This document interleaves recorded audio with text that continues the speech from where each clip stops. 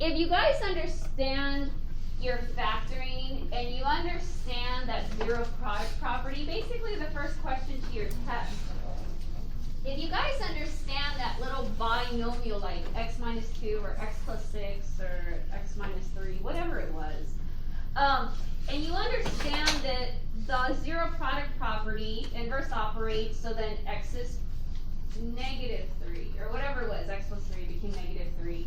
And then you guys knew on the graph, you put a plot at negative 3, 0, because that was an x-intercept. Okay, the more you have that understanding, this isn't so bad, because you're kind of like, why am I picking these numbers? Like, what am I doing? And then, how does it become a binomial?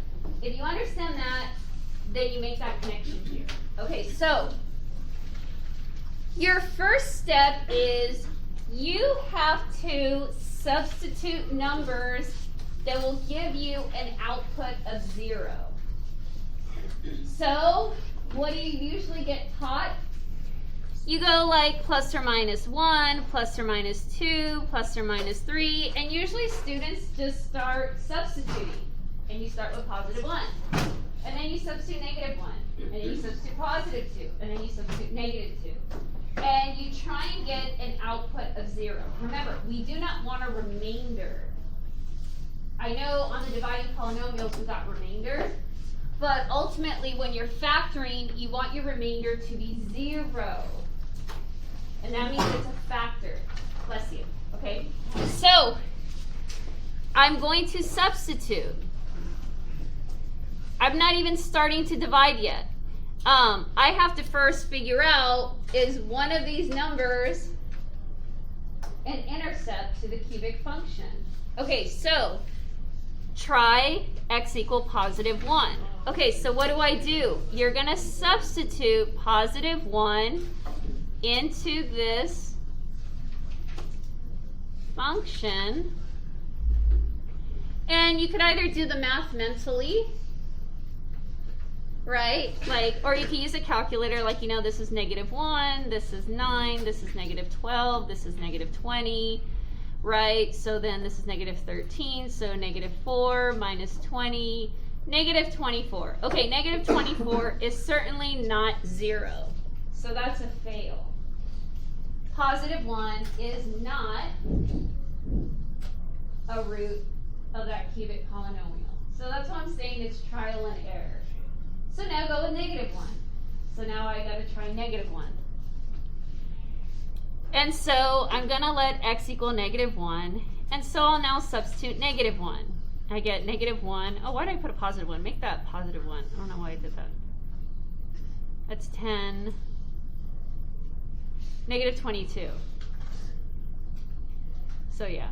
Okay. So if I put in the negative 1, I knew it was negative 1. I was jumping the gun. Negative 1 squared minus 12, negative 1 minus 20. Okay, so now we're going to substitute negative 1. And so I get negative 1, this is positive. So positive 9, this is positive 12, negative 20. Okay, this will give me 8 plus 12 is 20 minus 20. There's my 0. So x equal negative 1 is a solution, a root, an intercept to the cubic. And so now you can now set up to divide. And now you're going to do your long division.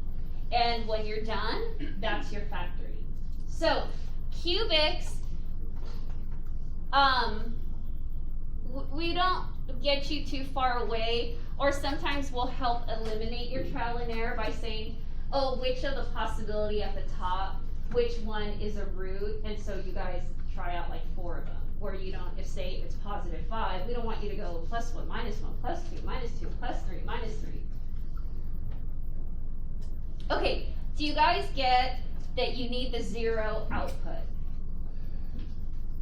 And that's how you move forward. If you don't get the 0, you can't move forward. Okay.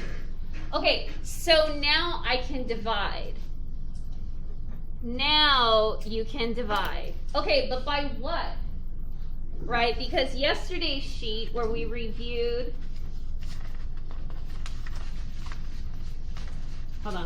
sheet? Oh, here we go.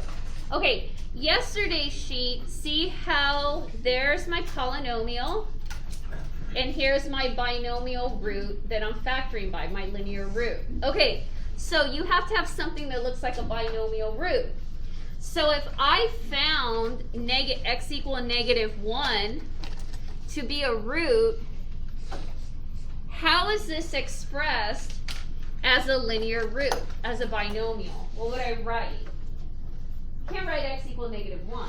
So what would be my parenthesis root? What would be my binomial? What do you guys think? Let's take a guess. If they all look like this, n plus 5, n minus 7, r plus 8, not those, x plus 6, k minus 1, n minus 6, x equal -1 is not acceptable. So how do I make that? Inverse operate it back to your binomial. What would it be?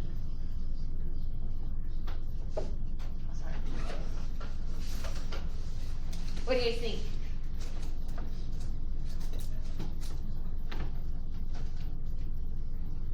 Get rid of the equal sign. So what do you have? But if you got rid of the equal sign, you got to inverse operate. So not x plus 1. Good job, Aiden. And so this is your linear root that you're dividing by. And so now you have it partially factored. You just now need the secondary. Yeah? Okay, so how do you then move forward? This is my cubic, right? Okay, this is my linear root, right? Because I got 0 as an output. Remember, input, output. That's what you're looking for. Okay, so x plus 1. What is it? Let me just make sure I don't mess up.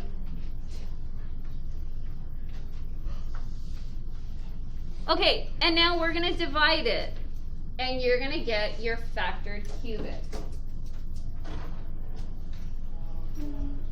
Keep going? Yeah?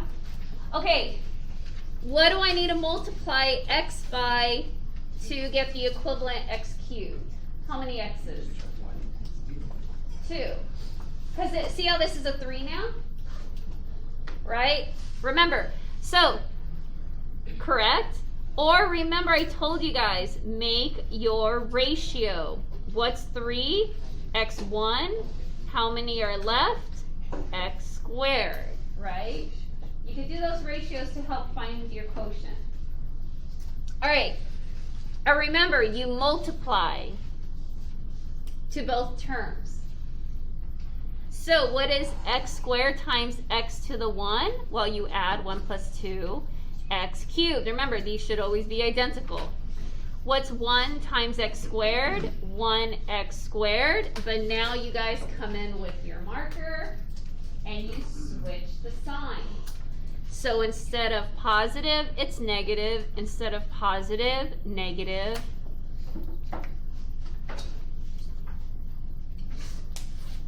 And now combine vertically. This is now 0. That's perfect. You always want the opposite for the first terms. Okay, what's 9 minus 1? 8x squared. And now you're going to bring down the next term and you'll restart the process. And when we're done, you have your factored cubic. I mean, technically you can kind of go more than that, but we're going to stop there. Okay. All right, so now restart. What do I need to multiply to my divisor to get that 8x squared? So what times x gives me 8x squared? What do you multiply by? What number would I multiply by? I'm going to need a number and a letter. So what's the number? I want this 8x squared. All I have is an x. What more do I need?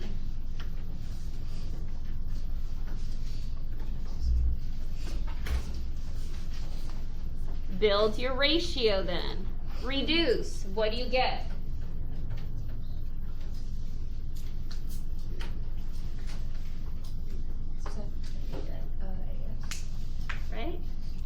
This is 1, so you take one of them away, 8x.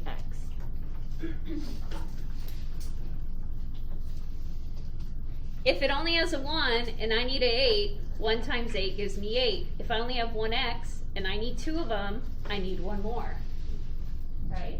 If you don't want to have the conversation in your head, build your ratio, reduce it. Okay? Okay, so now multiply. What is 8 times 1? 8. What is x times x? X squared, right? Because it's really x1, x1, right? But you add. Okay, next, what is 8x times 1? 8x. But now you come in, your red marker, switch the signs because we're subtracting. This is now negative, this is negative, and now you're going to combine downward.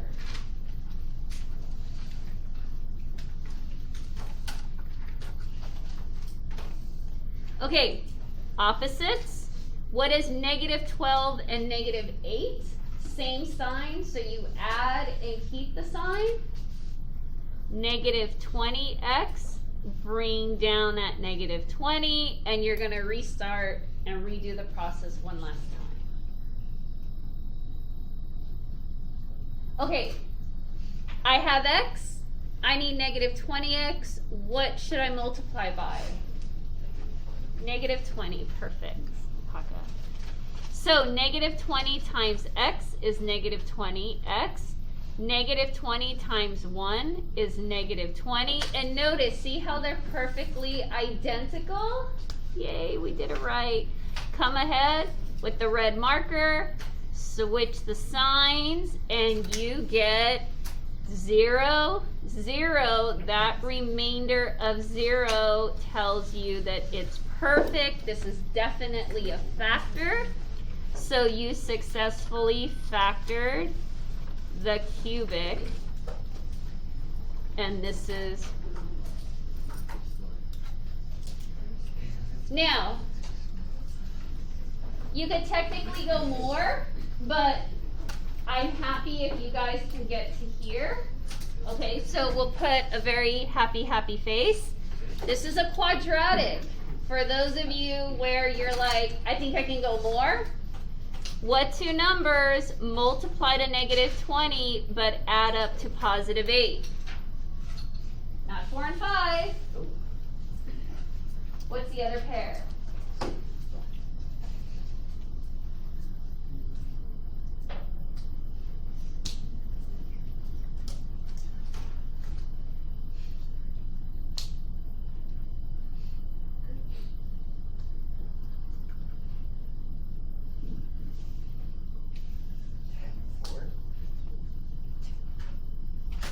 Yeah, you went to, yeah.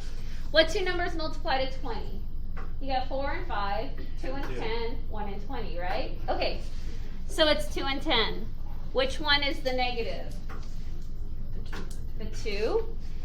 This is positive. So if you really then wanted to continue, your x plus 1 is from the beginning. X minus 2, x plus 10, this is definitely complete factorization. Not all cubics can go down to 3 binomials. A lot of the times you just have a linear and a quadratic.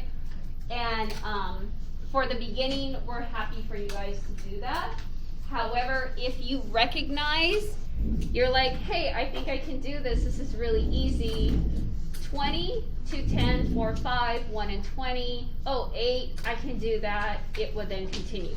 So this is still factored, but then this is like perfect factorization down to 3 linear, okay? So we'll do it again tomorrow because obviously it's quite long, but definitely finish up those sheets where you have dividing. And remember, you don't have to do the entire sheet on the quadratic one. Once you feel like you got the whole vertical progression of working downwards, I'll give you credit for it.